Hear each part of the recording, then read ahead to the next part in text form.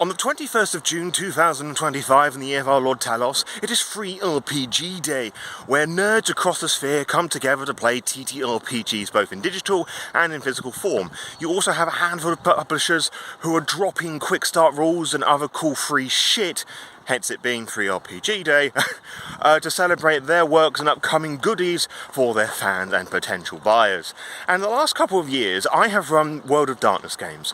The first year, I ran Vampire the Masquerade 5th edition, where I put together a one-shot scenario that you could purchase on the Storyteller's Vault, known as Ghost in the Chassis, which you can go and check out that video and purchase a homebrew in the Storyteller's Vault via the link below to find out all about that. The following year, I ran Werewolf the Apocalyptic 5th edition, where as part of a two-part experiment, I wanted to see just how shit Werewolf the Apocalypse 5th edition really is. Because it's one thing to say that something is shit via reading it, and there's another thing to confirm that it's shit because you've actually played it. So go and check out those videos that are going to appear card somewhere, someplace, somehow. And this year, we're going to be breaking tradition, where I actually want to play a non-World of Darkness game, which, if you can fucking read, or at least recognise the thumbnail, you'll know that is Modiphius's Fallout TTRPG. And I'm very excited to do this, because as I briefly touched upon in my games I want to run in 2025 video, I've had a renewed interest and excitement for the Fallout franchise, as has a lot of people, thanks to the Amazon TV show. Regardless of whether you think it's particularly good or not, there has been a lot more interest in the Fallout games, and especially with the older ones, such as myself, Fallout 1 and 2, and to an extent 3 and New Vegas. And what a greater way to have me better appreciate the franchise is through playing these video games, but also trying out the TTRPG and giving you my wonderful thoughts and opinions about how to play and run this game. So I've had a bit of experience of the Fallout games now, but I've never run the TTRPG before. So I think this will be a very interesting experiment to see how this gorgeous chucklefuck tell you gorgeous chucklefucks how to run this game and take your knowledge of the Fallout franchise and put it into your TTRPGs. Now, some of you may be a bit sceptical about all of this. If you've never run the TTRPG game before, why should I listen to you? Well, my dear viewers, allow me to give you my resume. Over the last few years, I have run countless games for all sorts of people. Those who are brand new to TTRPGs, have never played it before, or have little experience, to those who have been playing the medium since before I was even born. I have even had the privilege and the pleasure of running games of some of your favourite TTRPG authors, and partake in interesting actual plays and play testing events long before these sort of things hit the shelves. So I think I can say with confidence that I know what I'm talking about even a little bit. I've also done a load of solo actual play stuff where I have tried to make things as simple as possible, which also extends into my general game mastering advice to people, which is also going to extend into this very video, because despite the overall presentation of it and the questionable editing choices, or the lack of thereof, Fallout, I feel, is a really simple game to get your head around, especially if you're coming from the realms of Dungeons and Dragons. So, if you're new to this channel and the sort of shit that I do, hi, I'm your Lore Saviour, and you're now going to find out how exactly you can, or rather should, depending on who you ask, the Fallout TTRPG by the good folks at Modiphius Entertainment.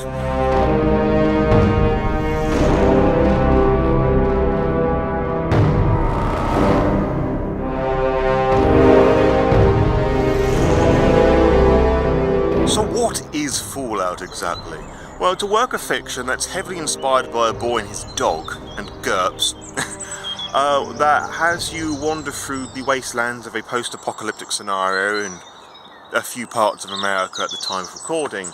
That has a very strong retro-futurism look for it, where a lot of its technologies and monsters are designed, and to an extent its cultures are presented from the lens of what the 1950s would think the future would look like. Now, some Fallout games lean a lot into the happy-go-lucky, happy family elements of the 1950s, and the older ones don't as much to an extent, particularly the ones not done by Bethesda, released and published by Interplay. And that sort of brings me on to a very important point when talking about running the Fallout tabletop role-playing game. What Fallout are you trying to present to your players? Now, within any TTRPG setting, there are going to be some goofs and there are going to be some laughs as players say and do things, both in and out of game, that are completely wild and wacky, like any other good role-playing game, both tabletop and video game, that will provide some much-needed humour within the dark and serious moments. And Fallout is very much known for its dark humour, always since the beginning.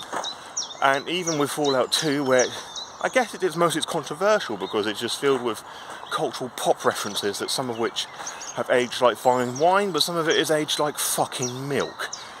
And you kind of need to work out how much of that you're going to lean into with your games, and how much of the more recent Fallout games you are going to use for your Fallout tabletop role-playing game experiences. Because Fallout 4 is the main source of inspiration for the Fallout tabletop role-playing game, i.e. it's like the default setting, the Commonwealth, like just before the events of the fourth game, because Modiphius aren't going to get permission from Bethesda to say what are the endings that are canonical and the event and so forth. And it gives you a bit of a playground to run around in, so you have something to reference, something to use. And I suppose some of the Fallout tabletop role-playing games, especially in its artwork, references Fallout 76, yeah, Fallout 76 quite a bit as well. So you've really got 2 points of reference for the more recent Fallout entries to put into your games. Now, of course, you may not actually like those games. You may actually not be aware of them. You may be coming into this with the awareness of the Fallout TV show, and you may have heard that it actually is more in line with the first Fallout games, particularly with some of the places that are mentioned as well, for better and for worse. Also, it mentions New Vegas, which is a Bethesda published Fallout game, but it's not one that they developed. That one was developed by Obsidian, who at the time consisted of original developers who worked on the original 2 Fallout games. So some of that DNA went over into the Bethesda engine sort of way of things. That's to do really with a lot of its presentation and how it feels and how it plays. But think about a little bit, if you are aware of the Fallout games, how each of them feels and how each of them differs from each other. Like Fallout 1 is very much like the wild wasteland sort of thing, with very little going on, still struggling with the whole radioactive spiel. There's quite a lot of places and instances where you are fucked with radiation. Fallout 2, not so much. Now, whether that's an oversight or whether it's a deliberate choice because so many years have passed, and naturally that shit would decay over a long period of time, I don't know. But Fallout 2, I believe, had a far less development cycle than the first one did, but don't quote me on that. Bethesda 3 has the capital wasteland, which has a lot more factions, and it does feel very atmospheric that it is a huge fucking desolate wasteland. New Vegas is a bit more railroady, but it's connected more to the other 2 games, and there's a lot more factions and political buggery involved. And of course I should say that there's radiation and elements in both of these as well. Fallout 4 I've already mentioned, and I can't talk much on 76 because I haven't experienced it. And the TV show is sort of a melting pot of all the things that are mentioned above. There are other elements to consider as well, such as how super mutants are presented, how the Enclave is presented through each of them, because they have a somewhat different vibe across the different games as well, particularly from 2 onwards, because they were not really a thing in Fallout 1, from what I can remember. It's been a hot minute. And also, quite importantly, I feel the Brotherhood of Steel, where in the earlier Fallout games and Fallout New Vegas, they are sort of like these techno hoarders that just collect technology for reasons, and they're not exactly a protagonistic faction. Bethesda have this real fucking hard-on for the Brotherhood of Steel, and make them sort of the saviours of the wasteland sort of thing, which is a choice, for sure, especially as playing a member of the Brotherhood is available twice in the TTRPG, both in the core book and one of its source books. Which I think, it's a choice, for sure. It's one that I don't entirely agree with, but, you know, it really depends on the sort of Fallout experience that you're wanting to have, I suppose. And what's also an interesting thing with the TTRPG, it doesn't really present the Brotherhood of Steel as a protagonist either, which sort of leans a bit more towards those older role-playing games, and the Obsidian stuff, to an extent, which I feel is pretty neat, purely because it's biased towards my ideas and liking of them. But again, it all really depends on what you want to get out of it, what you want to explore with your players.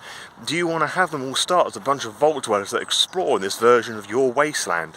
what sort of weird shit did they have to go through in that particular vault? Because remember, the different vaults in Fallout were designed for two things, you know, to keep some survivors underground, but also they had some sort of nefarious experiment involved.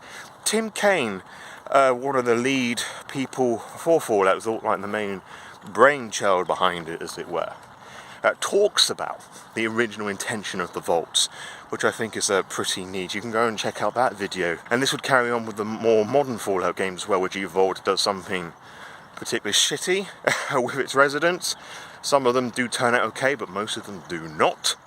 And of course this would change if your character survivors going into a derelict vault, or one that has some survivors left that are twisted, malformed, or they seem to be okay on the surface, because I'm sure the survivors would have heard about vaults every so often, and they would have heard and seen about vault dwellers, and, you know, see how they're coping, and we can all just point and laugh at the newbies, as it were.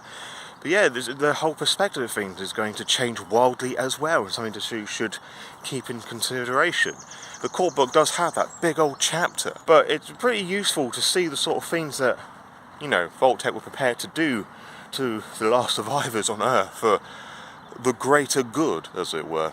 The greater good of their pockets. Technology is also really important as well. It's, I mean, with a whole sci-fi-esque nature to its weapons, its robots, its super mutants. As I said, it's all very 1950s in its presentation. But do you want to lean so much into the 1950s, like, happy-go-lucky family values of things? Or do you want to, like, do something useful and, like, progress society as a whole? It's a bit of bias there, but you know what? It's all down to you, really, whatever you want to do. And the core book does have that big chapter on, like, corporations and companies that are derelict buildings you could explore within the Commonwealth, some of which, or most of which I should say, exists further and beyond into the wastelands across the US of A. And you've also got the wasteland itself, and that is something I feel is incredibly important for a post-apocalyptic game, to make the wasteland feel like a character. That, oh, your players are doing really well, the radioactive hand of God is going to whack up the difficulty a little bit. Think about the different weather types as well, because something that a lot of post-apocalyptic fiction fails to mention, and I feel that Fallout is a huge example of this, that everything is just barren desert. Now, part of that's to do with the fact where the US is, like, geographically, but you have rain, you have snow. How are these elements going to play into the wasteland to make things even more unbearable, more frightening for you? Now, you may want to lift your little Fallout experience and put it somewhere else in the world, like somewhere in Europe, somewhere in Africa, somewhere in India, China, Japan, Bangkok, you know. They have different climates. How are they going to cope with things? Like, there is a Fallout wiki for you to take inspiration from as well, although a lot of that is lacking because they're just obsessed with doing things in the US of A. It wouldn't quite be Fallout, really, if it was put somewhere else in the world, I feel, because of the 1950s American culture that's so embedded into the Fallout setting. But hey, prove me wrong, Atomfall done pretty well, and that's like British Fallout. Take inspiration from that, take inspiration from other pieces of media. Like, don't limit yourself to the point where you're finding that you're struggling, like, expand your horizons a bit more. Child of Atom source campaign book, I think, no, the Winter of Atom actually has, like, snow tables and, like, icy climates to deal with as well, and that's set even before the events of Fallout, quite some time, I believe. There's a lot of things to consider and to try out in your Fallout games, and I think you would be really missing a trick if you weren't including, like, the weather and the actual wasteland. Not just its monsters, but the actual climate of the radioactive shit heap around you as a character within of itself. Now, I could waffle more about this, but I've done videos about this sort of thing before, and you can find a load of other videos about, like, making your setting as a character as well. Just make it feel breathable and believable, rather than just like a set-piece theatre that doesn't do anything. Have it interact with what your characters are doing. Have it clap back when it's been a bit hard, you know. Just make players feel that it's dangerous beyond just putting a load of monsters and people with guns in there. Because that's not so very interesting to me, in my opinion. And of course, let's not forget that humans aren't the only playable option within the Fallout TTRPG. You can be a Vault Dweller, you can be a Survivor of the Wasteland, you can be a Brotherhood member, you can be a member of the NRC, or NCR, that's it, sorry. A member of the Commonwealth with some of its source books, but you can also be the various robots of the Wasteland and super mutants, both regular, and nightkin. Ghouls as well, that's something you can do as well. Like, each of those is going to have a completely different take on the wastelands and how it functions, both literally and other, and its whole take on the environment around you. And some of them provide a bit of flexibility in the equipment loader that you can make, which is the closest thing this game gets to like subclasses, because you can be a ghoul who was a vault dweller survivor, and the book actually mentions that within like the little bit about choosing characters stuff. So you've got that option available for you as well. I think the same is available for survivor as well, but my memory's a bit hazy, and you should go and confer with the core book as well.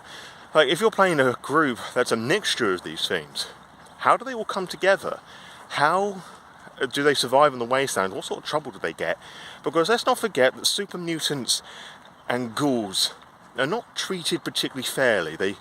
While some of them can be very bestial and aggressive, a lot of them show quite a lot of intellect and sentience. And there's a lot of quests and scenarios that have the player in the video games really question their morality and their concepts of humanity through these as well, and to an extent the robots. So how do you deal with all of that? Or are you just a bunch of fucking bandit assholes who treat these things like scum? Which you can do as well, like, it's totally down to you.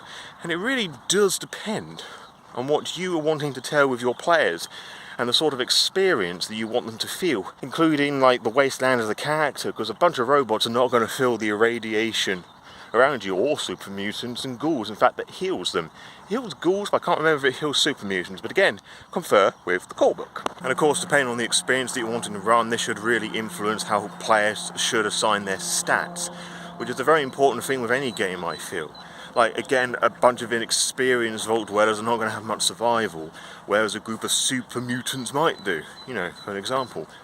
Maybe they don't. Maybe they were all recently grown in some sort of test tube laboratory scenario, and now you escape and try and work out what the fuck is going on with this element of the wasteland. Like, you can do whatever you want, really, but just, you know, keep open channels with your players and talk about the sort of game that you expect from them, how to suggest they should put in their stats. Like, if it's really fucking important that they all know drive for some reason, because you're going to have like a Mad Max sort of vibe, then yeah, they should all have some points in drive. Otherwise, you know, give them the freedom to be the person that they want to be. And that should also reflect about their weapons of choice. Like, what do they feel about guns? How do they get hold of that weapon? Like, really encourage the players to make their own character, because the Fallout video games really do encourage the players to be the sort of character that they want to be. Because for the most part, the characters don't speak, so you can inject your own personality straight onto them, and they can act however they please. Although that does have like a weird disconnect problem, particularly with, oddly enough, the Bethesda games, particularly Fallout 3, you are this vault dweller who has this father who loves humanity and does whatever it takes to look after them, and then you have this option just to blow up fucking Megaton because they wanted to explore the deep, meaningful karma system.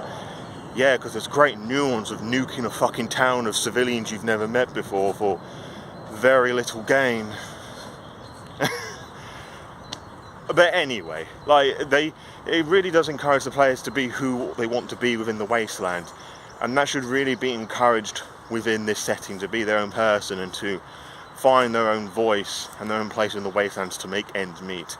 And as I said, unless you have something very specific in mind, and it's, as I said a moment ago, that they should all have some points in drive if they have a Mad Max sort of scenario for whatever reason, or they're like having to travel around with some cartel. You know, there should be a reason as to why you're forcing or like pigeonholing an element of the role-playing experience. But make it meaningful. Don't just do something generic because reasons. Like, there should be a good reason for it. And I know that everything I have waffled in this section about is quite frankly a load of displaced and disorganised waffle. But at the end of the day, have a conversation with your players and come up with the world together and make it feel believable. You know, make every aspect of it feel like a living, breathing organism, because everyone is still thriving in the Fallout setting. Everybody is still trying to fucking pull each other's guts and hair out, which is sort of a very interesting nuanced point with Fallout, that whilst the apocalypse has acted as a reset on society, mankind's will to fucking decapitate each other and take over and conquer and to enslave others is forever rampant. Hence the origins of war never changes, which on a very base level is true, but I've never really agreed with that sentiment, because war does change. There are different reasons for it all across history, and there's a lot more nuance to it than what I have just presented, but you know, that's a conversation for a different time. Now, what sort of experience am I going to present to my players for this one shot? Well, I am, as with the previous games that I've run, and whenever I typically do one shots of people, I like to present things to people as if it's their first entry point into it, so they get a bit of a taste of everything that's happening within that setting. No matter how complicated I make some of the meta plot inclusions, I always like to do it from the presentation that people are brand new and they get a taste of the season, like a demo sort of thing, which I think is a good way of playing these themes in convention-styled settings such as this one. Now, to that end, I'm going to make things really fucking simple for my players and have everyone as vault dwellers. Because, as I've already explained, vaults and the survivors of vaults are very important aspects of the Fallout games, given the fact that most of the games have you play as a vault dweller in some capacity, or have you someone that's connected to a vault dweller in some capacity. Like Fallout New Vegas is a weird exception to that, but even so, you're still like this lone survivor who doesn't remember jack shit and has to explore the wasteland, having no idea where anything and anyone is because of plot-related amnesia, that classic storytelling device. But going back to my idea, which I have very little yet, which I'll touch on in a moment, is that I want players to start off in a vault, they find out the truth of what their vault's doing, or they're put into the wastelands to go and collect something. So very Fallout 1, Fallout 3, and to an extent Fallout 2 scenario. So it's all nice and clappy, and it allows me to introduce the wastelands in a way where players can learn about this wasteland as well as their characters. You know, learning through play is a very organic way of learning this shit. And the reason why I haven't probably decided yet is that I actually want to use some solo rules that I have created to help me decide that. Yes, similar to my How to Run Wraith the Oblivion video, which you should definitely check out, because outside of this video, it's going to be the greatest video over 60 minutes that you're ever going to see. I have developed solo rules for this so you can play the TTRPG by yourself, but you can also use said tools for a traditional based chronicle where you're playing with a group of players, or you're doing it like with duo style where it's just you and somebody else, or you're using it as the games master where nobody is singled out for the role, like you all use that and take turns sort of thing. Now, as I said, I don't know what I want this vault to do, and I don't really know what I'm going to do for my players, but I want to use something to help me guide me along so I can put some restrictions on myself which will inspire creativity. Because, as I've just waffled about, you've got well over 30 years of gaming history to pick and cherry pick, as well as doing your own fucking thing. Because interestingly, whenever I've seen people advertise running games for the Fallout TTRPG, there have been very few instances of people setting things within the Commonwealth, or running the campaign book, The Child of Atom or The Winter of Atom, I don't really remember what it's called, and I don't really care, which may reflect what people think of Fallout 4 as a whole, but it might just also reflect the fact that you've got the whole United States to play with, you know, and it just presents a lot of fucking options to deal with. And of course, by the time this video came out, we may get that source book that talks about New Vegas and the Capital Wastelands, or there might be separate books I don't really remember, so you can cherry pick those elements and those enemy designs as well and put them wherever you want to, or reflavor them if you want to do something outside the United States of America, because who knows, you may be the person that does that, because Todd Howard, the complete genius that he is, has said that he never wants to do a Fallout game outside of America, which is really fucking limiting. But it's also quite funny that it sort of presents the US being the only ones who haven't fucking coped with this, which I kind of think is a little accurate, to be honest. But who knows, 28 days later and 28 months later and 28 weeks later seems to imply that the UK is not doing very well for in another apocalypse of its own, a zombie apocalypse. But again, that's a conversation for a different time as well. So yeah, I'm wanting to use these tools to provide some sort of restrictions upon myself, so I can know where to place it, the sort of adventure I want to run.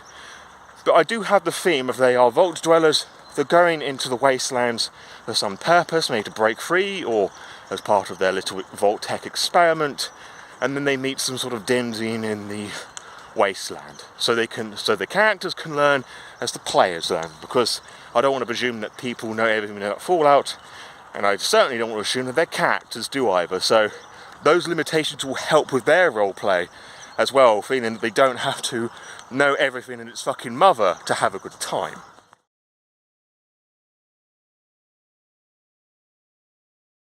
So using the special solo tools that I'm creating, known as the Solo Survivors log, which as of the recording of this is still undergoing work, because as I'm looking at the Vault Experiment prompt, which is a 2d20 tables I should say, which uses two 20-sided dice, and of course have the Fallout ones here, I've realised I've made a bit of a boo-boo with the numbering scheme, so when you get to use it, it will all be hunky-dory, so I've just got to remember to add one to everything that I've done, which won't make much sense to you, but it will do to me. I'm going to be using these results to give me some sort of idea what to work with when designing our awesome vault, or not so awesome vault, I should say. But we're also going to be using this in tandem with some action tables, so we can use these 2-word prompts, which is a D100 roll. I should probably get that out actually.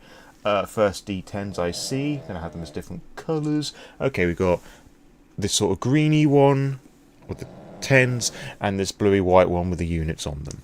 I'm going to be using these 2-word prompts to expand some ideas, because some of these prompts are not really ideal for your convention-styled games. For example, one of the results is forced eugenics. Only the genetically superior were allowed to breed based on increasingly arbitrary criteria set by Vault-Tec scientists. Yeah, some of these prompts are quite dark, but then again, Fallout is a very dark TTRPG and video game series, and if you don't want to include some of these ideas, or you want to bend and tweak them, by all means, go at it. I ain't your mum, just your Lore Saviour. So let us start by rolling our 2d20 and see what result we get, and hopefully my mathematics will not let me down. Okay, so we got a 2 and a 7, which takes us to 9, so I'm going to add 1, that takes us to 10. Feral induction. The vault was stocked with an engineered virus that slowly degraded cognitive function, turning residents into violent animalistic beings. Ooh, interesting. So kind of like forcing people to become like ghoul or ghoul-esque sort of things within the Fallout setting. I'm not too sure if I'm going to have that as like a general sort of thing, but I like that as an idea, like everything's all happy hunky-dory within the vault, and then all of a sudden this sort of test or serum or gas or something goes wrong, and it forces people to flee and escape into the wastelands. Because if we think about the Tim Kaine method of producing vaults, the idea was it was funded by the Enclave that were trying to get people to toughen up and survive, and just blasting people off to survive and colonize the moon or Mars or whatever. And I think this sort of like horror survival idea could work very well, especially if we're keeping in mind that 1950s sort of like Hammer horror sort of thing. I think Hammer horror's a little early for that, or a little late rather, but you sort of get the general idea that everything's seemingly okay, and then on one day at a specific time in the near future, everything goes to shit. So I'm going to make a note of that, and then we're going to see if we can combine that with another Vault experiment prompt to see if it can be bounced off something else, or then roll on some prompts, because again, you can use these tables however you wish. And that is 21. Forced insanity. Hallucinogenic gas was pumped in at random intervals, making residents unable to distinguish reality from illusion. Well, that kind of ties in quite nicely to the sort of monsters idea. Why they are going a bit cray-cray, so to speak. That they are perceiving things that they perceive. Like Batman and Scarecrow. Like Scarecrow's fear toxin, which makes people like live out their sort of fears. So maybe it could be something to do with that. Like how would the residents of a vault / society would able to cope when they go mad, introduced with a sudden fear? Which would kind of mean that throughout a long period of time, there would be some degree of paranoia set in, that the wasteland is dangerous, that the wasteland is never going to be survivable, that you all have to live in here forever, you're safe here. So what happens when circumstance forces you to leave the nest, as it were? Which also presents a load of combat opportunities, really, for the players, you know, just to not go completely fucking batshit, and they can leave the vault as the only survivors, or one of the few survivors, maybe. I like that. That's pretty cool. So we got that, and I'm going to see if we can now use the action tables, which is our D100 roll, to see if we can try and ascertain what causes this fear toxin to be released, or maybe use it to find out a bit of the culture within the vault, so we can just expand the ideas a bit more and to have a bit more to work with, because I feel there's quite a lot there. We're very nearly there, I think, with designing this vault. I just feel that we've just got a bit more tweaking, a bit more refining. Okay, so we've got 45 retreat. Roll it again, and then we combine that word with another one. 39 obstacle. Retreat obstacle.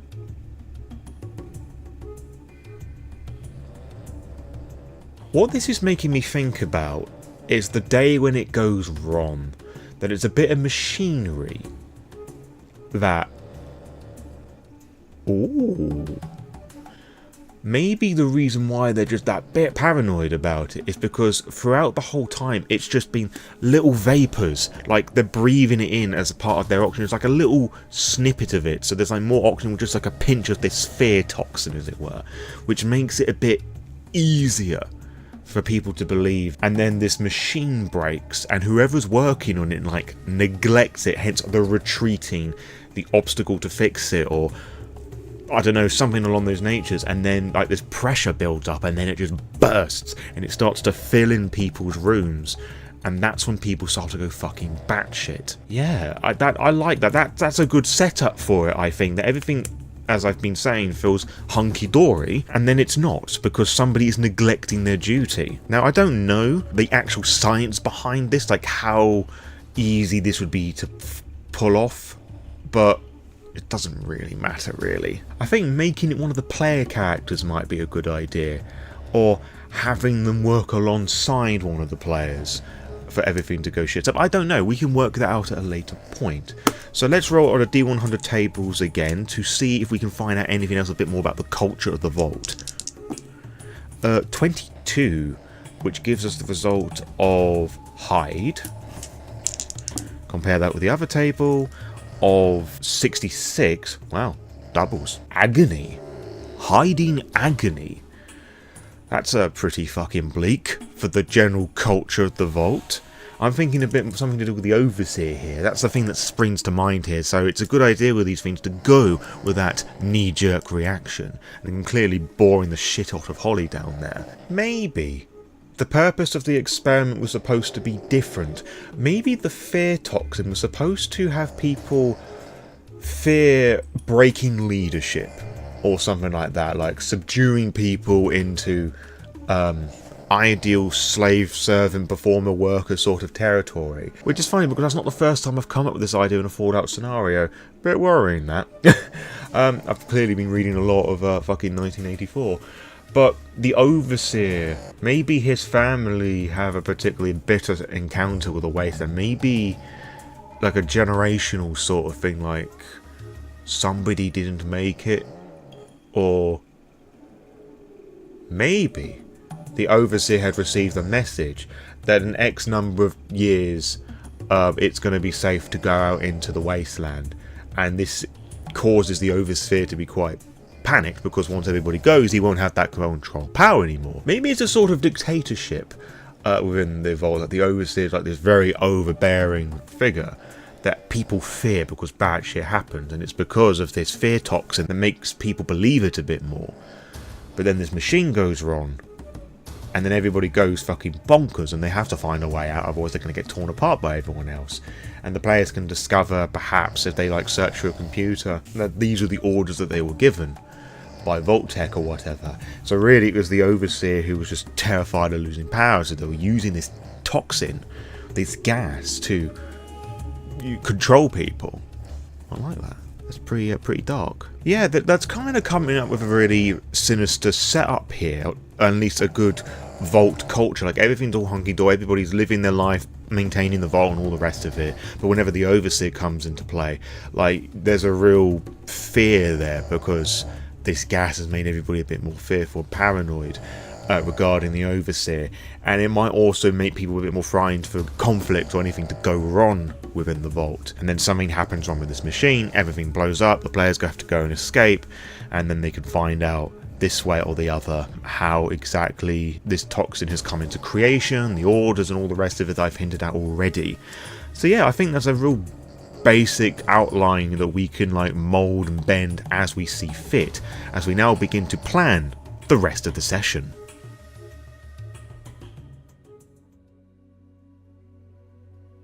When planning the session, I know that I'm going to have about 3 or 4 hours to play with, maybe a bit more. I'm not quite too sure at this point, because it starts at 10, finishes at 4 PM, but I know I'm not going to be using all that time. And I know that when I'm generating one-shots, I tend to divide them up in like a scene an hour, which might sound a bit weird to you, but if you think about all the roleplay that we have, all the rules that we have to forget, any bits of combat that happens, like, that's going to stretch in quite a bit of time, and also given the fact that I'm going to have to introduce everything, talk people through the rules and whatnot, so things are going to stretch by some considerable amount of time.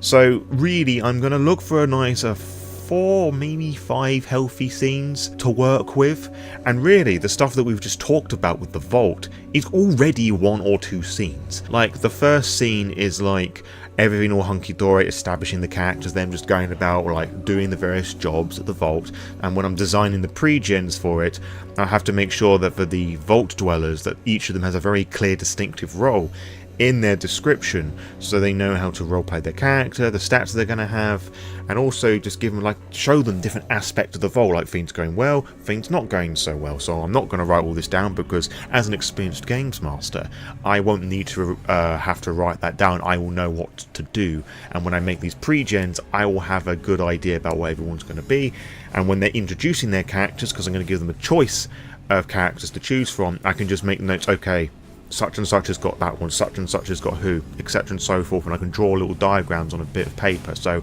I have something to refer to, but I won't need like a huge list. I won't like need copies of their character sheets of myself, per se.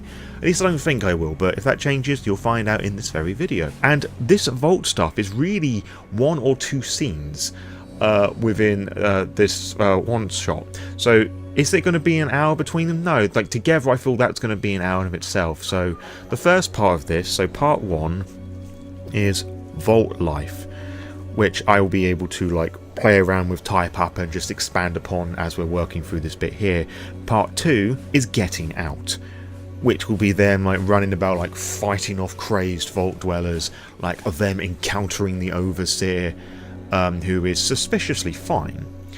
And I'll have to incorporate some roles in there to make sure the players don't go a bit, and you know, fighting the overseer, finding the way out, maybe finding some computers like to hack and do things with, or just intimidating the overseer to find out the truth, sort of thing. And I think the way they're having the players to escape is like having like a self-destruct sequence sort of thing going on, so they're not tempted as such to try and save the vault. Like, it feels like we are all doomed, like oxygen level is being outweighed by this weird substance, you know. So we're going to use the action tables with our D100 roll to see what the third scene, when they're like stepping out into the wasteland, the sort of thing that's going to come up. It might also help me to generate the sort of biome that they're going to be walking into. Like, is it going to be, obviously it's going to be a wasteland because it's called the Wastelands, but is it going to resemble a field? Is it going to be in the middle of a city? Is it going to be under the ocean? Is it going to be up in a mountain? I mean, a bit of a weird choice, but you know, just something. Just these 2-word prompts are going to help us generate something really based on your imagination, that is. Haha. So we have 58, which gives us the result of Raid, and 25, Raid Shadow Legend Sentiment. Raid Sentiment. Raid Sentiment. I'm not getting much of Raid, so if I, what was Raid at 58, so if I swap that to become 85, Unusual Sentiment.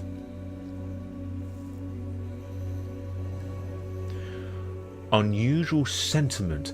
Well, the thing that I'm getting from that is that the vault door opens and they go bursting through into the wasteland, and they meet a group of people, you know, like some travellers or some merchants or whatever, and this big old vault door just opens, and these people, these vault dwellers, just stumble through, and these merchants just sort of look at them like fucking aliens. Why not? That's a pretty neat idea. So they step out into the wasteland with these merchants, or travellers or something, and they have to sort of tag along or find direction sort of thing. I don't know, let's roll on the table again and see what happens. To help flesh out this third scene, we've got 6, which gives us the result of reach, and 1. I've never rolled a 1 on a D100 before. Benefit. Reach. Benefit. Well, I think we are sort of upgrading or downgrading, depending on your outlook on life, turning these merchants into raiders of some description. So we sort of downgraded a little bit really, or upgraded depending on your outlook on life, where these merchants are becoming raiders, and I think they're willing to help them. Not so much out of pity, but you know, just to take the piss, oh, these naive vault dwellers sort of things, or we could use them. Or, you know, they've got educations, it could be doctors sort of things, so they could use them, but obviously it's not a very even relationship sort of thing. Well, it really depends how much the players are going to lean into it, I suppose. But the initial offset is that these raiders are not going to be treating the players very nice. They're borderline slaves, I should say. And I have to be careful how to address that one, obviously. But these raiders are going to capture the vault dwellers, and they're going to be moving them on, and then they realise they've got a good education and they know their stuff, and actually they can help out a bit more.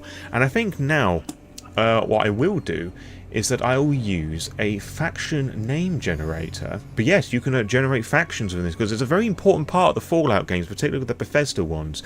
More so Fallout New Vegas, where different factions and organisations rule the different wastelands.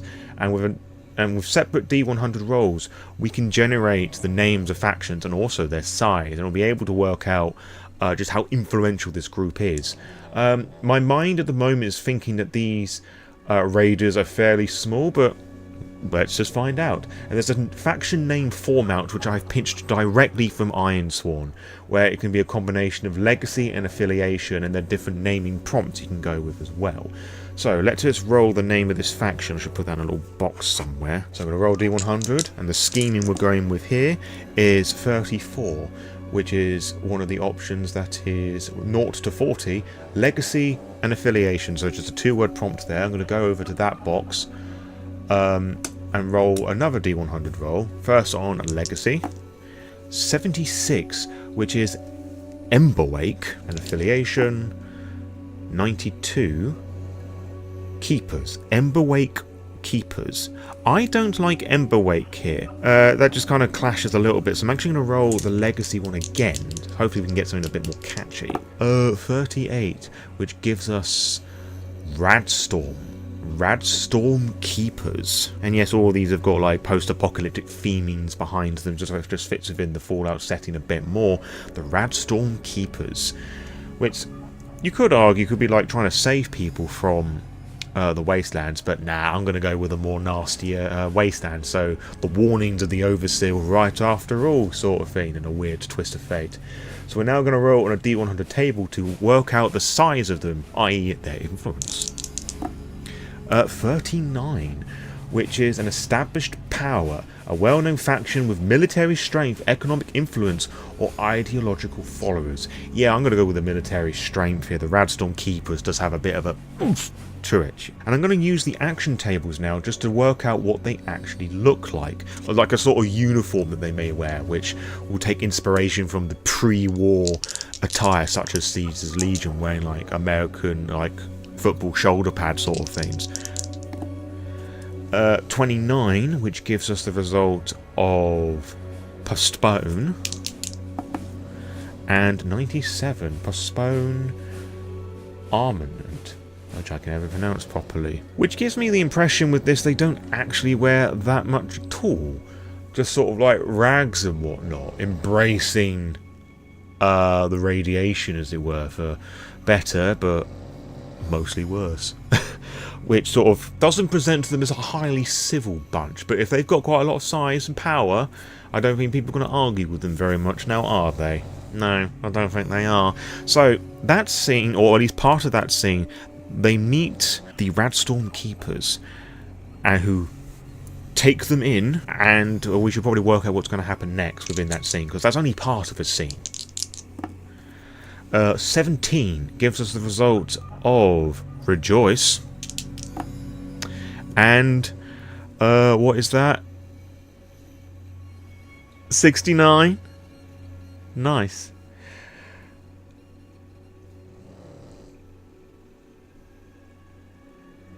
Community. Rejoice. Community. Maybe this leans a bit more into the ideological follows bit if we go back a step, talking about their influence and how I've just described them not wearing all that much, like rejoicing and celebrating the radiation. So not like a child of atoms sort of thing. I'm not thinking like that sort of thing. Maybe it's like a change of heart sort of thing.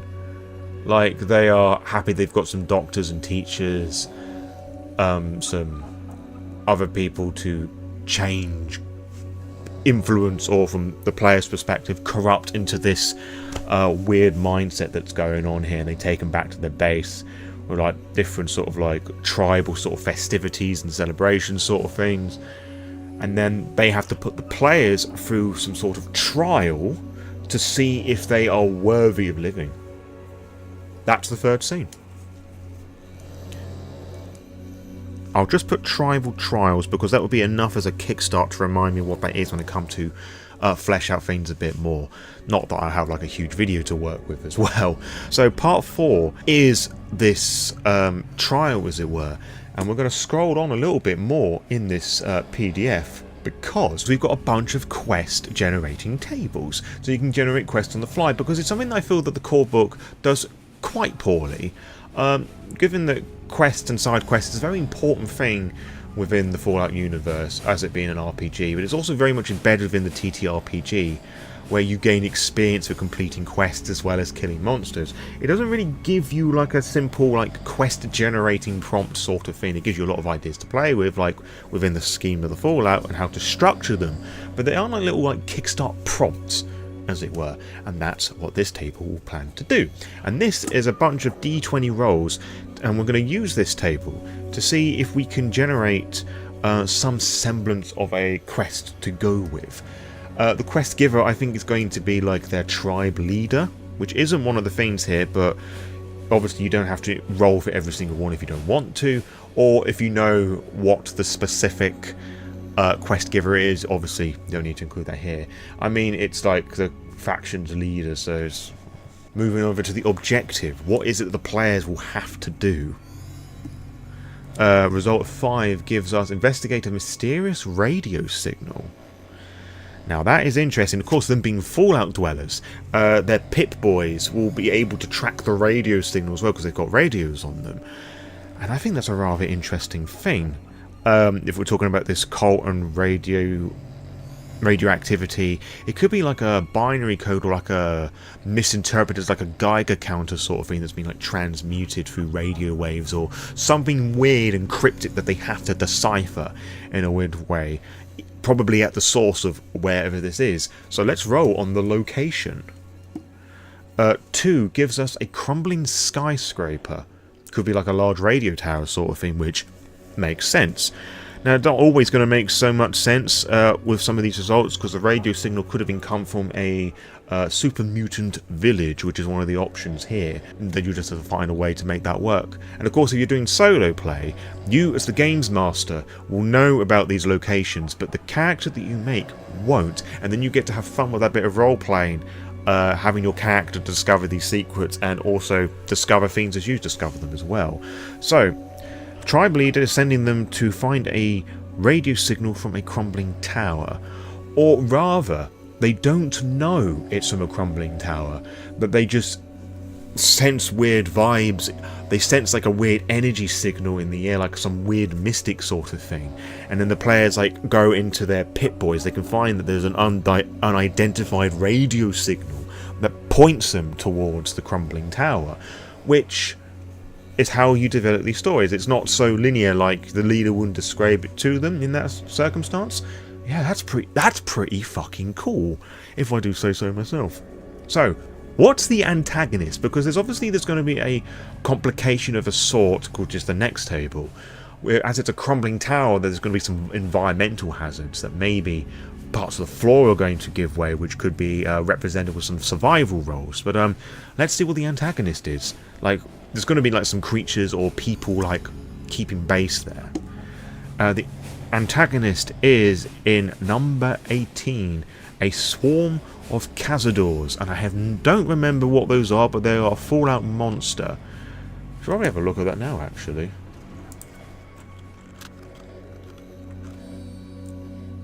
Oh, it's those fuck-off insects from New Vegas. I might reflavor that as something else, because if memory serves, they're pretty chunky. But that's not a terrible idea by any means. Like, this tower has become this nest for these insectoid creatures. But why is there a radio signal there?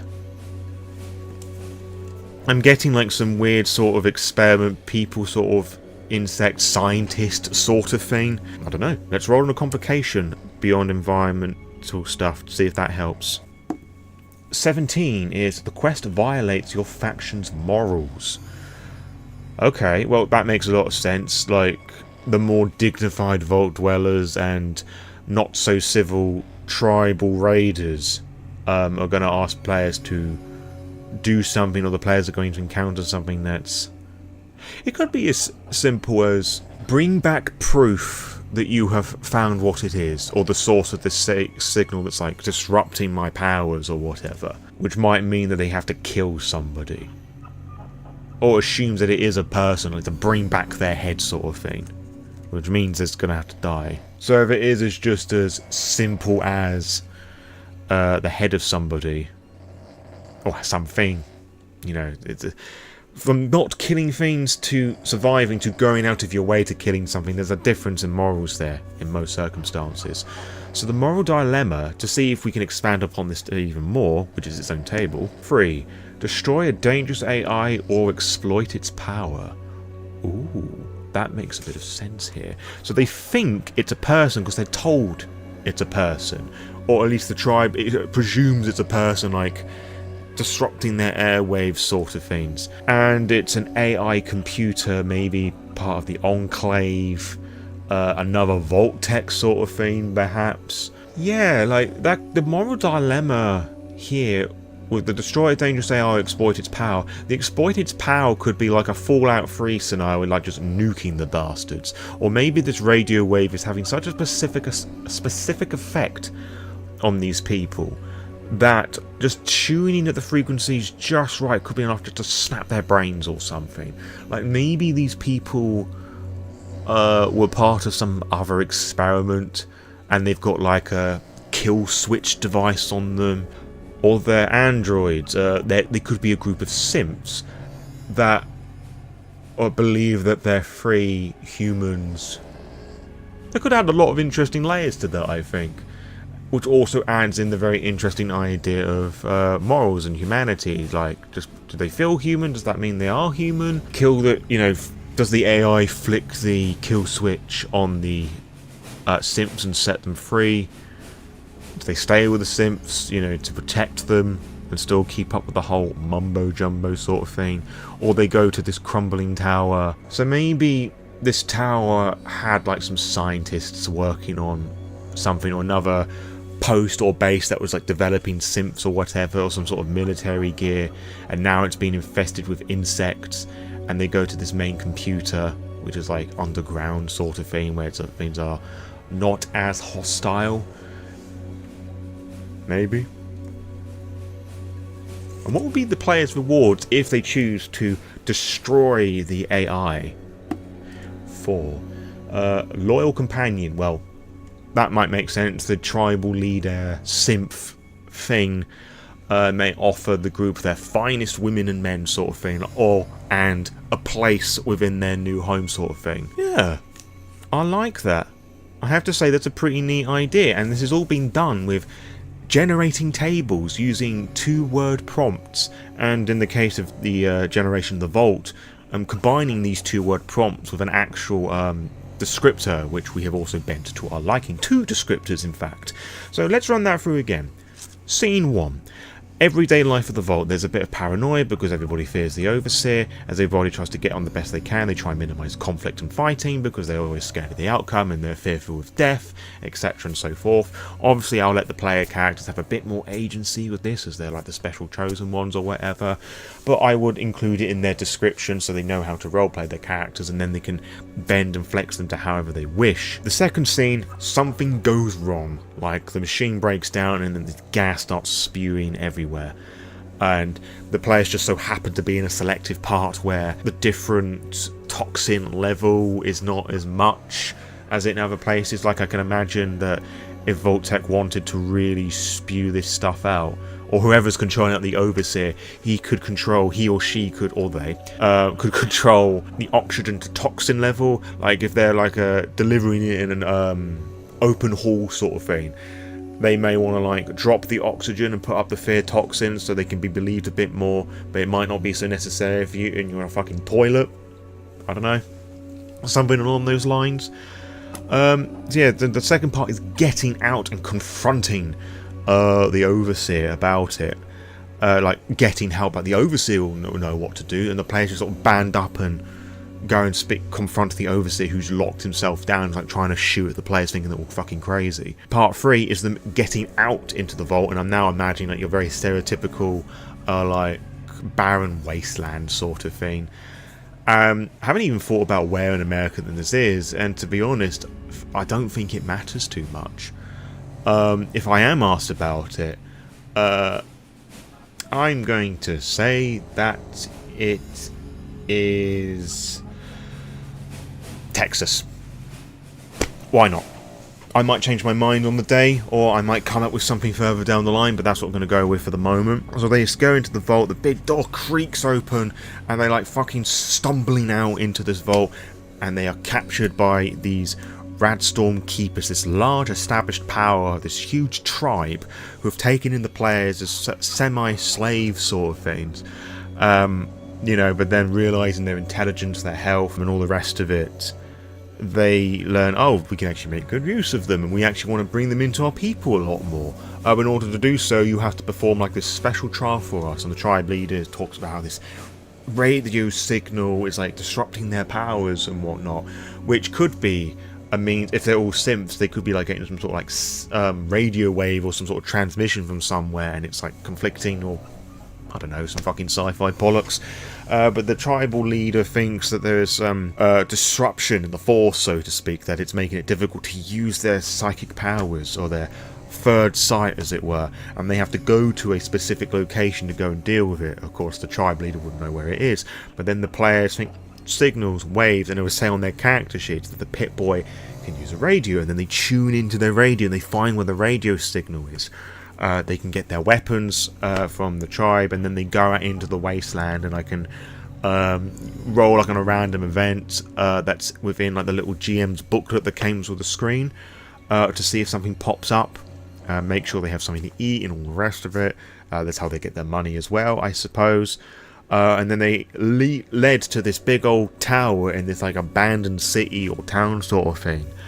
They go in, all these like big old fat insects and monsters, making home at places, and I need to work out how many floors it's going to be as well, and you know, finding loot and doing all the bits within the. Again, you've got those loot tables within the Games Master's book that they can roll on as well to find weapons and ammo and other bits and pieces as well, if they so wish. So they go that. Of course, they're going down, aren't they? And it's a crumbling tower. So maybe actually that they're going to it and they see like this city is like on a completely landslide sort of thing, and they're like the signal is like directly at this tower, so they have to start at the top and work down. And then if they choose to kill the AI, they've got to like find a really quick way to get out, otherwise they're going to die. Or they stay with the AI. That's a good point, actually. What would they gain? Maybe the kill switch is like this other way around. Maybe they now work for the AI, and now the players are the ones in charge of this synth army. That could be it. So rather than being the captives, they are the captors sort of thing. an interesting idea, which also feeds into the idea a bit more as well. And they have a new base to work with as well, which, having now been removed of insects, it might be a bit safer for them. So they deal with this AI that was trying to get the synths to come back to protect them, sort of thing. Like, this sort of big old research facility had these synth protectors, and it's just going through its base program. So the players can either like activate the kill switch to remove them entirely. They can return a bit of machinery that they find within the base building thing, or maybe it's in such a precarious position, like the AI can see it's like on the floor sort of thing, and it can't do anything about it. Like, return that to me, etc. and so forth. So they've got a few options to play with as well, or they can just fuck off back to the tribe and live their merry days with them, I guess. And I think they'll be too frightened to go and explore the wasteland by themselves, thinking that the raiders will like follow them or hunt them down or something. Yeah, it's a pretty neat idea for that, I think. That's a session with just a bunch of rollable prompts.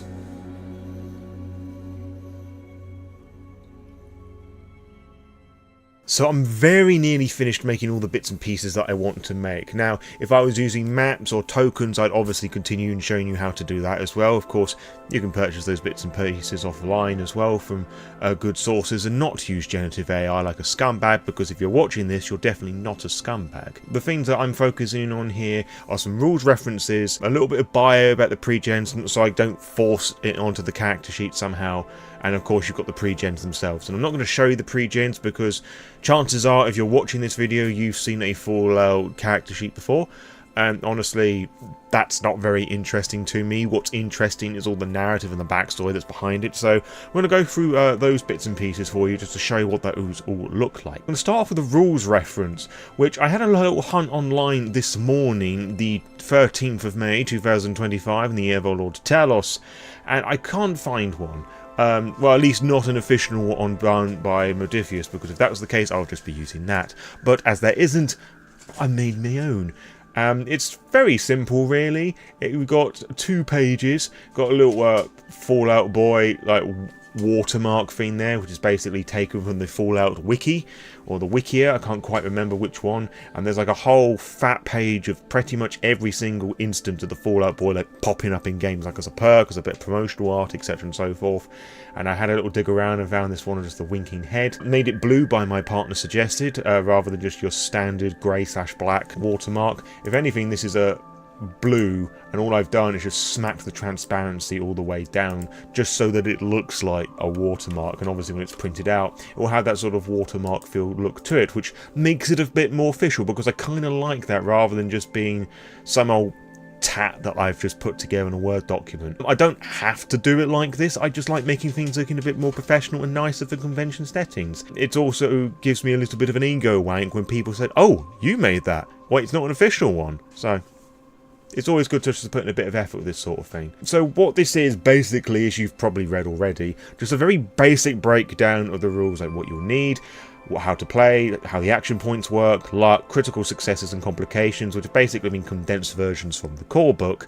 And the reason why I'm doing a rules reference and felt it was important to go and get one is that, having done these convention style games, this is my 4th one now actually.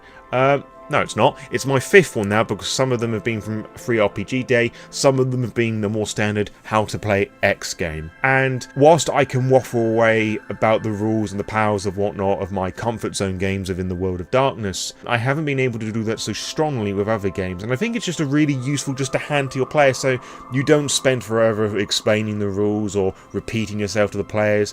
You can just hand this bit of paper that has the very basic rules, and then if something pops up, you can then expand upon what's presented in here. Particularly in a convention game setting where it's not going to be expected or demanded for people to be bringing along the books. Because in my experience, I've only ever had 3 players across these games that I've talked about already bring copies of the book, which can be a frustrating thing, but I feel that just providing this rules reference is just a very easy way of sorting that out. And also, I enjoy doing it, as I've already mentioned. So the choices of fonts, some of them The top one there is Futura, which is I call the Bethesda font or the Skyrim font.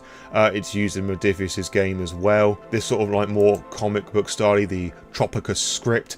It's got that sort of like 50 sort of film comic booky sort of look to it, which sort of makes it feel a bit more Fallout, especially Bethesda's Fallout. And then this I've used before for these sort of things, glacial indifferences, or what's it called? Yeah, Glacial Indifference, which I feel is just a nice, clear, easy, round font to use, just because it's easy to read, and that's what I'm going for. I'm going for something that's a bit stylish, but also completely accessible, and it's something that I feel a lot of people tend to forget about. If it's either too accessible that it's boring, or it's so stylish that it's completely an incomprehensible mess. So there you go. So going on to the second page, and when I hand this to the players, I'm going to have this double-sided just to save on paper. We have the combat reference, which breaks it down in the 3 basic steps, initiatives, what each action can do, and then attacking basically, and then depending on what they do I can just tell them what to roll rather than doing what the book does and give them every single example there. It's obviously needed for the book to describe that, but it's not necessary for me to put all of that there, because I also wanted to include what the damage effects do and the hit location, or at least for a humanoid instance, because when they leave the vault they're going to be encountering monsters potentially that may have more appendages to deal with, and I don't want to spoil everything from the get-go. And I have also decided I'm going to stick with my guns and say this is in Texas, because I've already said that and now that's lodged in my brain, but I'm also going to have this as Vault 123, just because I'm very uncreative like that. I just like the number, and it hasn't been used, so people can't turn around, well, actually, you can't use that vault for this because so it's a completely fictional vault now, which is all lovely stuff. Now, let's have a little gander at the bios for the Pregens. So they all follow a similar sort of design and layout. Again, you've got the Vault Boy watermark there. Just a very 2-paragraph like summary thing, a bit about them and their thoughts on the Overseer, because remember, to begin with, the Overseer is using this sort of like fear toxin means of like taking control. And I wanted to have a diverse but relatable group of characters. So you've got the computer whiz, the upcoming hoodlum who's part of a gang called the Thunder Rats. Why? I thought it sounded a bit neat in a sort of 1950s cheesy way. You've got the entitled progeny, which is the child of the Overseer, because I think that would be a very interesting dynamic to roleplay in a convention thing like this. You have the security guard, which is basically if you love cops, I suppose. It'd be interesting to see who chooses that character, if anyone at all, because especially with that one, they are the combat heavy character. So it'd be interesting to see where morals lie with that. You have the hopeful teacher, and then you have the eager mechanic. But Lore, I hear you say, you're doing it for 5 players. Why are there 6 character concepts there? Well, for 2 reasons really. The first one is because I just want to make sure that people have a lot of choice, so if somebody does turn up and they're late, they're not just given the last one, I feel, because that might just suck a little bit. So at least if there's somebody that's late, they'll have a choice between 2. That, and I'm also preparing for the eventuality of like that late person that just turns up and is like, oh, such and such really wants to play this game, can you do with 1 extra player? It's like, go on then, I've got an extra seat just ready for you. And if that's the case and they end up getting the last one, then, well, fucking sucks to be them, innit? So that's why I've done that, just to allow everybody to have a bit of choice throughout of all this, just so people are not given the short straw unless you are the emergency 6th player, I suppose. As they're all Vault Dwellers, I've given them all the Pip-Boy Model 3000A specifically. Again, I had to look on the Fallout wiki to do that, because I didn't realise the slight differences between the different modules, so that was quite fun to read, and I had to make sure that this one had the radio on there for them to use that puzzle later on when they escape the vault. Talked about Fats and the Pip-Boy, and there was a very interesting thing designing the character sheets for this, because I had forgotten that they each get an additional tag skill, because you gain 3 with all the other classes, I guess, for lack of a better phrase. But Vault Dwellers, they get an additional one, so it has this very weird setting where, despite being the least experienced of the Wasteland, they have the most survival skills. I get it because they're more educated and civil, if you want to get into that sort of territory, but it's a bit of a weird thing. There's a lot of some weird choices within this as well, and it wasn't very easy trying to work out how much damage resistance the Vault Tech suit and the security armor, because they all have the same equipment blocks, which is like your standard vault dweller attire, but then you've got the security guard who has like the helmet and the chest thing. And despite the book saying in its proper description right up, oh, it doesn't offer that much protection, turns out that and the vault suit actually offers quite a bit of resistance, really, especially to begin the game with. So again, strange decisions. So yeah, I've done most of the pre-gen sheets now. I just need to do the hopeful teacher and the eager mechanic, and then we'll have 3 sets of handouts for the players: the character sheet, the bios, and the rules references. And you know what they say, all good things come in threes, just like your mum.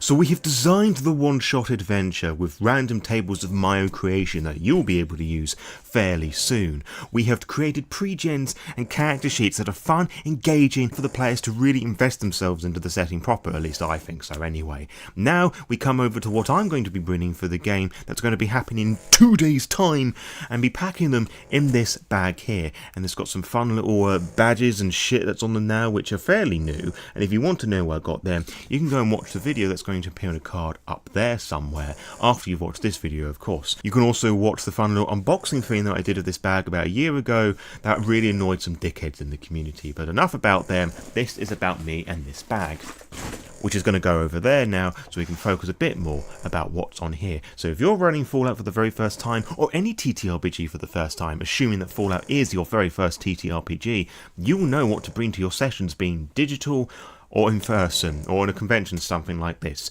So, starting at the top, we've got a little crappy bag that I nicked from me ma when some crappy perfume or something arrived that I use as a little standard dice bag, just to carry things cheaply.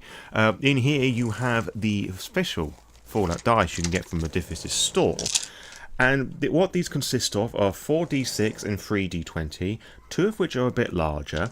I'll show you the special one on the top. This one is just filled with body parts, as per the tables I discussed earlier on. That's not really focusing, but that's absolutely fine. You roll on that, that's the body part that your gun or weapon hits. You have these special d6s, which have got like this special hit point things, which collates with the other table that I showed off. And then finally you have a standard d10 that looks a little bit like that. And apologies for my directions with the camera, I think all that stuff's really confusing. And I'm trying to find, there we go, the Vault Tech that's on the one. And that's the only one that's going to focus. A bit sus, if you want my opinion. So I could take my whole bag of dice and have like a billion different d6s on my person, but quite frankly, there's always that small chance that I will lose something, and I'd much rather lose a crap bag with some dice, a small number of dice that I can replace easily, than a load of dice that I can't. So, cheap little bag. Only take the dice that you need, and if for whatever reason somebody finds like a really rare powerful weapon that has a lot of d6s to roll, which is possible, which I'll discuss in a moment, I can just borrow d6s, or players can borrow d6s. But these dice are mine to use, and mine only.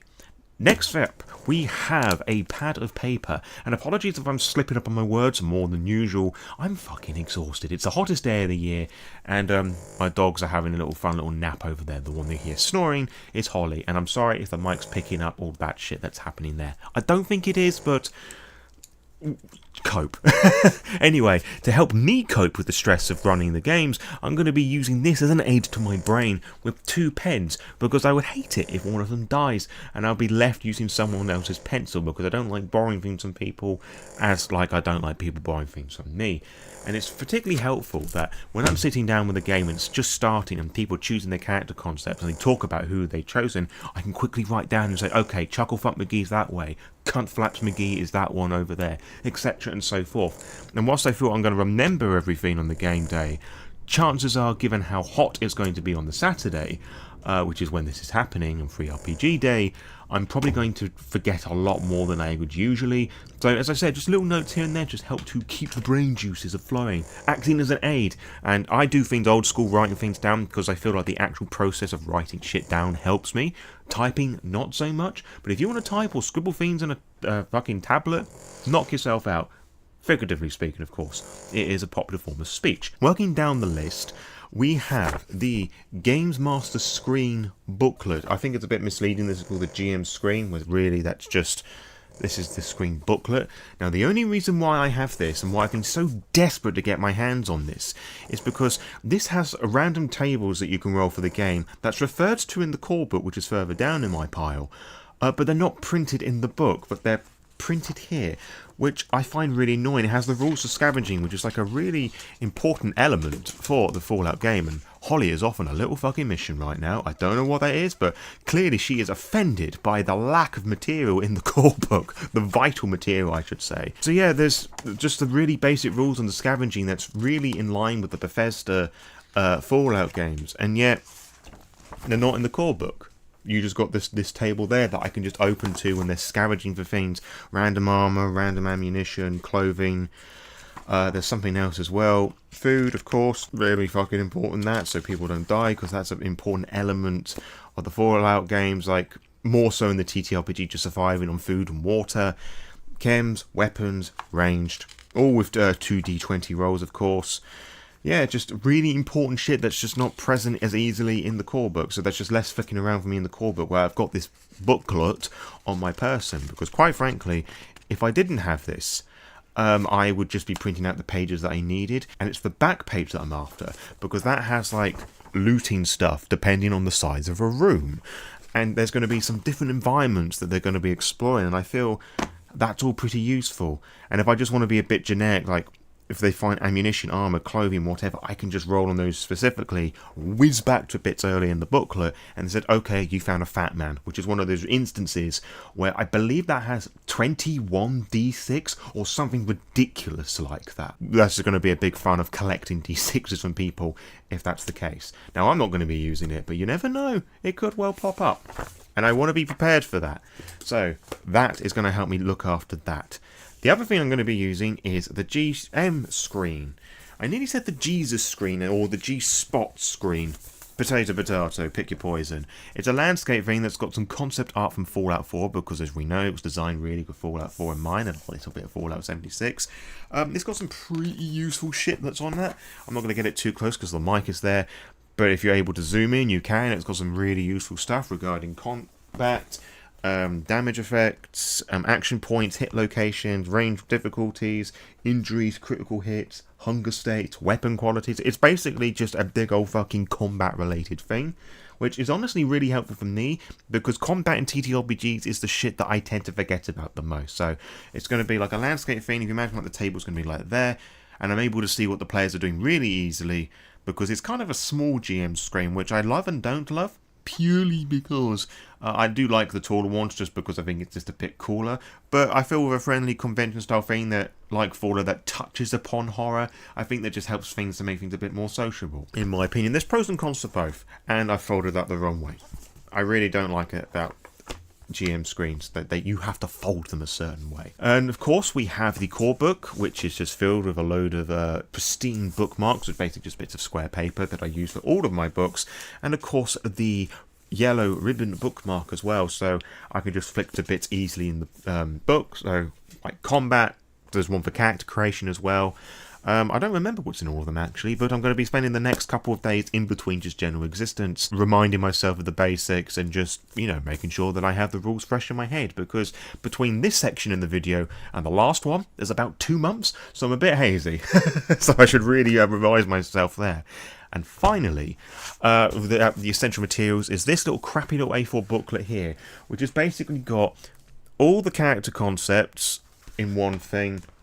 Actually, no, they're divided up. So character concept 1 is there, character concept 2 is there with the character sheets. It's all packed rather nicely, so it's all just, it looks decent basically. So I can just pull them out the day, slap them on the table just like I slap your mum, and everybody can have a fun time and just ooh and ah about the amazing job that I've done. I just wank my ego a little bit. But in all seriousness, I think that these are nice. It's nicely to present these things like that, just shows that you care a little bit. Completely unnecessary, of course, but that's just what I like doing, to be honest. I just like presenting. I enjoy this element of TTRPGs and running things, just making things look pretty. This is my equivalent of spending hours making maps. I make nice handouts for people. It's fun, and, you know, with the combat reference here and the rules references that I've done, I think it's going to help people a lot more than what I've done in previous games where I've just lectured at people.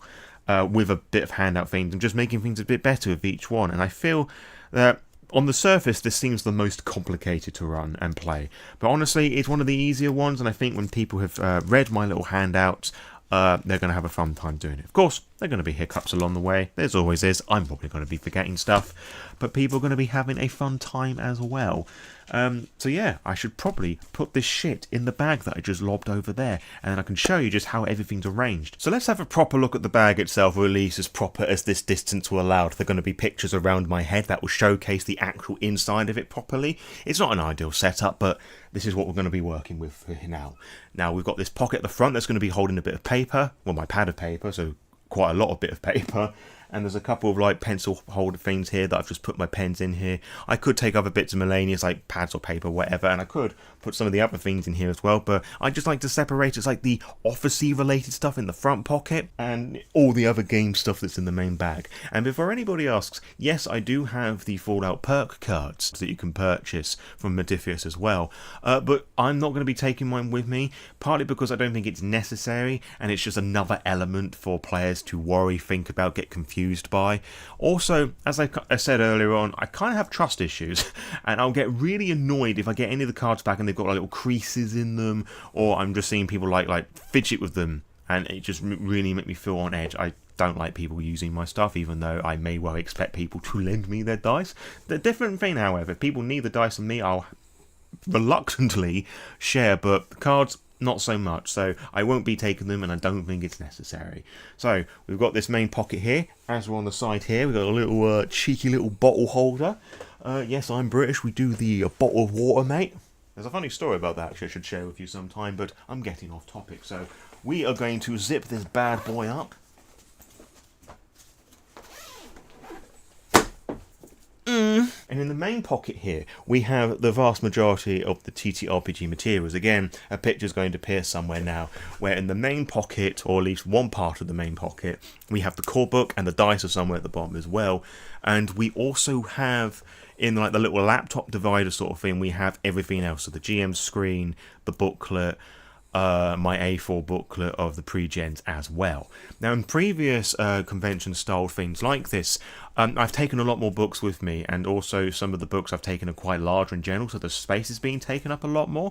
Like you may recall from the Edge Runners one, I brought a lot of source books with me, because on the off chance that players will do a bit of extra research and lore diving, but you can go and check out that video to see exactly what I'm referring to. So the dividers in this instance I don't think are needed as much, whereas I'll divide into like miscellaneous shit here and my lunch there, because as I have many food allergies, I'm like an animal at a zoo, I'm on a special diet, I won't be going like to the many Subways fast food chains that are just around the fucking corner. Although, that's just reminded me, I should probably take a dice tray so I won't just roll shit on the table. I have completely forgotten about the dice tray. One moment, because that's pretty neat as well. This is the dice tray, and I have no idea how well that's appearing on camera because I can't fucking see the screen at the moment. But this was made by an ex of mine, Vampire the Masquerade related. You got the vampire skulls, and it's the, I can't do directions, the Camarilla V5 Ankh, or Ankh, depending on who you ask. It's a pretty neat tray. It's got a little crack in it, unfortunately, but pretty useful shit. This is going to go in the main pocket as well, I think. Or can I get that in the little side pocket? That fits in the side pocket rather nicely. And another thing that I'm going to take with me that I haven't done on previous years, but I keep meaning to, is just a very little simple glasses cleaner. Because for some reason in these things, my glasses get really fucking filthy. So there's a little thing there. This actually came from my present partner, which I'm really grateful for. Although they've never been fond of how I just stuff it in there nice and tight. But hey ho, each to their own, I suppose. And that's just going to go... Actually, that is going to go in the front pocket. Because why the fuck not? You just sit there and just fall about and its merry way. So yeah, that's kind of the setup here. So I think, actually, whilst I'm here, just going to separate the dividers somehow. That's the hardest bit of Velcro I've ever done. So now it's just the two big dividers. Food, not food. Lovely stuff.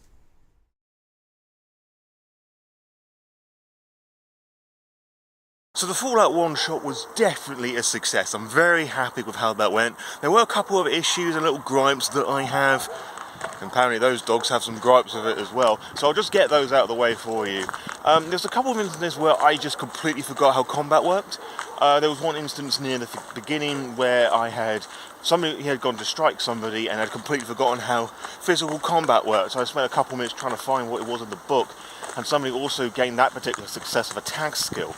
And I was kind of half remembering or completely forgetting that might have affected the roll somewhat. So I just said that it did an extra bit of damage, and did find out in the end what it was supposed to do. It was like 2d6 damage. But yeah, that was a little bit frustrating. And whilst the players had a lot of fun just rolling their d20s and doing lots of damage, I have to say they were very lucky with all of that throughout the game. There was a lot of flicking backwards and forwards in the core book for me, because they were looking around for stuff like supplies, weapons and all the rest of it. And that meant that I had to go looking around in tables, which was all over the place.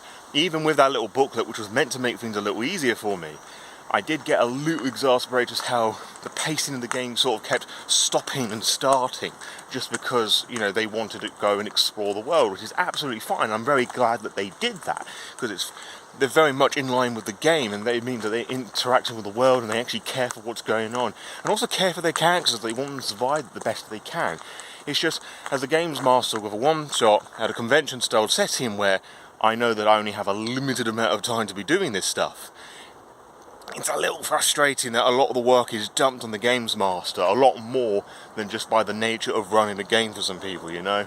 So I find that a little frustrating, and it also made it a bit more awkward for me, because I was pretty sure that somewhere in the book or this booklet there was a table where you could roll on that, and if they're not looking for anything specific, you could roll on that, and that would give you like the table to go to roll stuff, which I didn't find that, or I might have just made that up. So I just rolled a d10 because there were 9 options and just went with that, or prayed that they were looking for something in particular, which a lot of the time they weren't.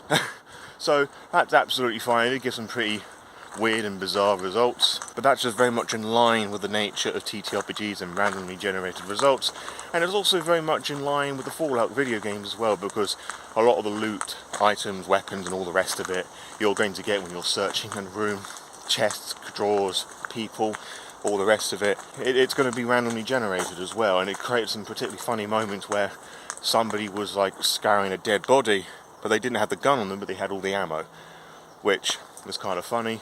But it also sort of painted a bit of a picture that somebody had been here previously and took their gun, maybe shot them, which was something that was talked about a little bit, I believe, which was kind of nice. I didn't have to input that. They sort of came to that conclusion themselves, which is pretty awesome stuff. So with the negative things that came out there, they're just tiny little gripes, but it was able to create a wonderful bit of role-playing opportunities and for them to explore the world around them, which I absolutely love. Another little issue that I had is that when it came to like rolling the different random results and also rolling for damage, because I'd assumed that the players wouldn't have the special unique dice for Fallout, but most of them did. Like 2 out of the 3 players I had in the end, because I asked for a maximum of 5, had the special Fallout dice. In fact, somebody had bought 4 lots of the set for some fucking reason, which was great because it meant the other player could use them as well. But there were certain instances where, well, for damage, because I'd only just put down the tables, but what each of the numbered results would do, not including the symbols, because I just made that assumption that would be the case. But that's fine. I was able to find that in the core book and like translate the results, and another player bought a copy of their core book with them as well, which was great. And also when they found certain items, rather than just like telling them word for word, it meant I had to hand over the book a few times, which was also a bit frustrating, but I'm sure that would be a lot easier in more casual scenarios and online sittings or physical sittings. I don't know. You let me know how you find that out as well.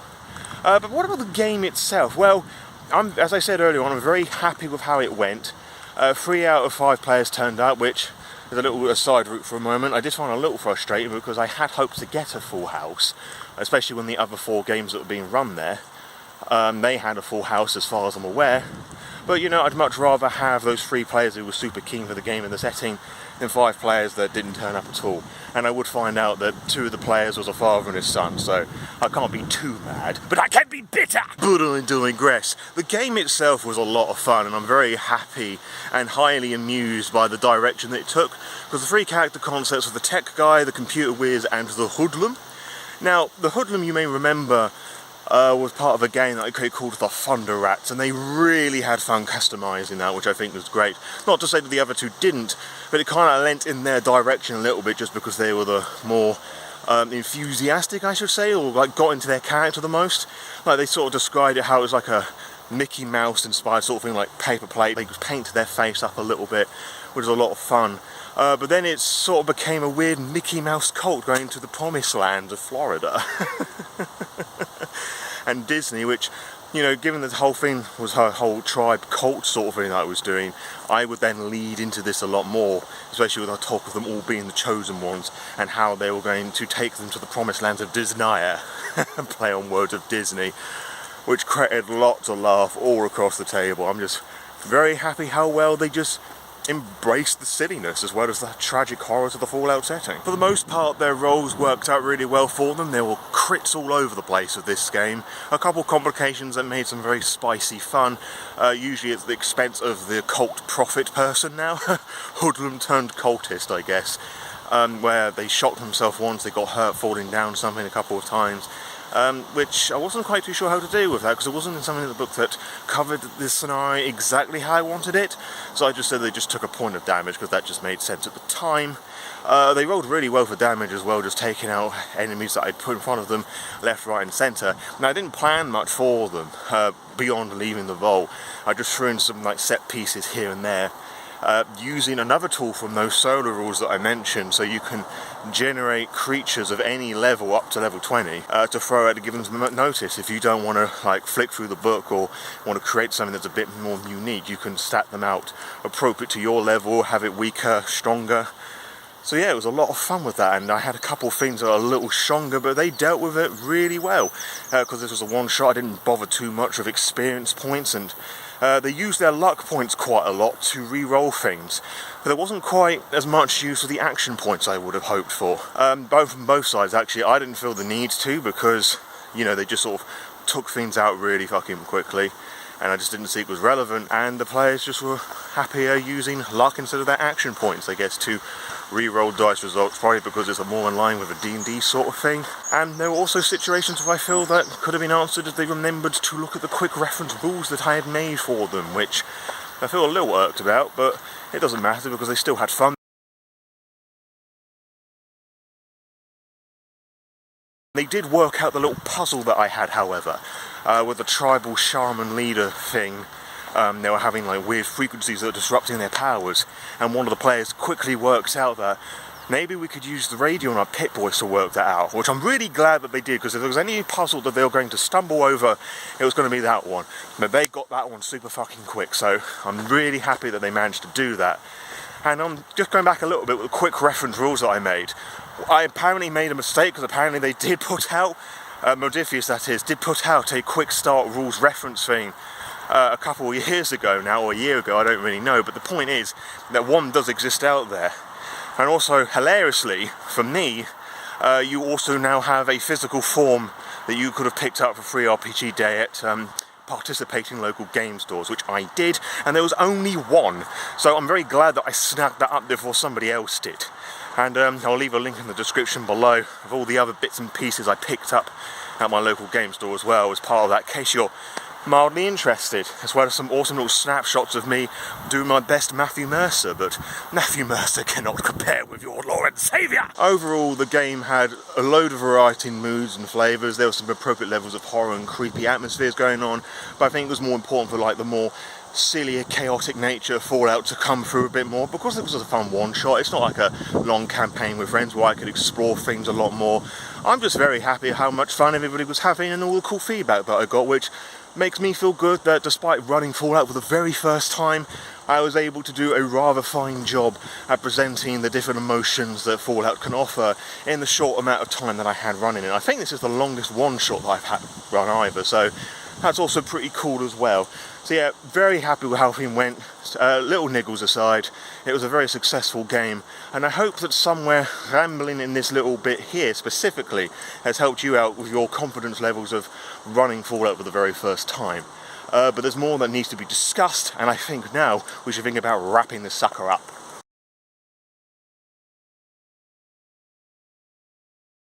So what exactly have we managed to accomplish in the last 90-ish minutes? Well, we have designed an original one-shot that I have taken and ran at a convention where people I've never met before, that I've never run a game before, this is my first time running Fallout, and everybody managed to have a fun time with this very loosey-goosey sort of plot, a faction and antagonists that have all been designed using the homebrew of my own creation, and no generative AI to be found there.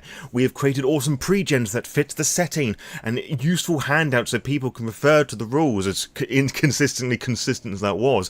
Again, with no generative AI to be found, we've just used our imagination and some common sense with some awesome little dice rolls and tables, and it's all very easy for you to do. And if you don't want to use tables like that, that's absolutely fine. But the point is that when you're creating the world, because it's partly of a wasteland, you really shouldn't over prepare and over plan stuff. Just leave little hints and tidbits of bits of world building you can throw at people, and if things get a bit boring, throw some fucking monsters at them just to spice things up a little bit, so it's very much in line with the video games, all of them, and it deals with random events in different ways, but you'll just have to play those video games to know exactly what I'm talking about. But the wasteland and the vault that they hold and everything else in between is meant to be explored and discovered, so it makes a lot of sense to me at least that you shouldn't plan every single finite minutia, because you have huge ass states in America to deal with, or little pockets of cities, or whatever. Maybe you have players that are going to go travelling across the states for whatever reason. Maybe you're going to do what I did and have a bunch of vault dwellers just appear into the wasteland for the first time so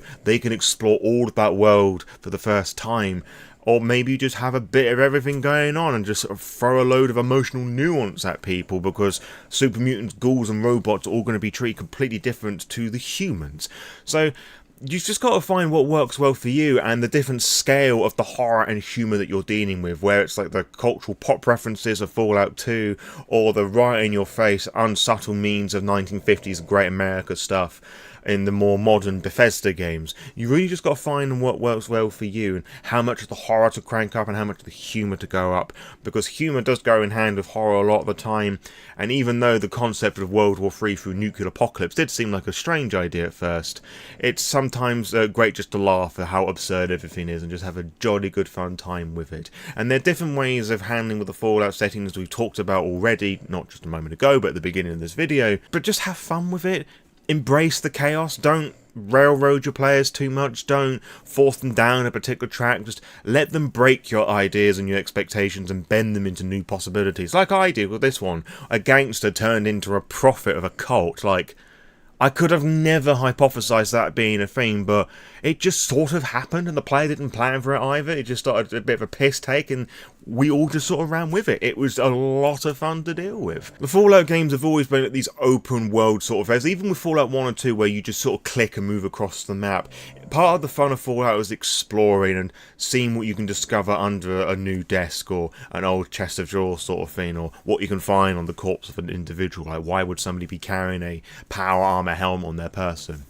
I don't know, it's all just part of the fun in the sense of discovery, and you should really lean into that as well and embrace the chaos. Just let them have fun with it, and just like pepper events in there just to spice things up a bit when you think they're being a bit too safe and a bit too cocky with it. Playfully and sensibly, mind you. Like, don't do it just to be a dick, but I'm sure I don't need to tell you all that. But then again, this is the internet, of course. In any case, I really hope that you've managed to learn something from this video, or at the very least had a good time listening to it.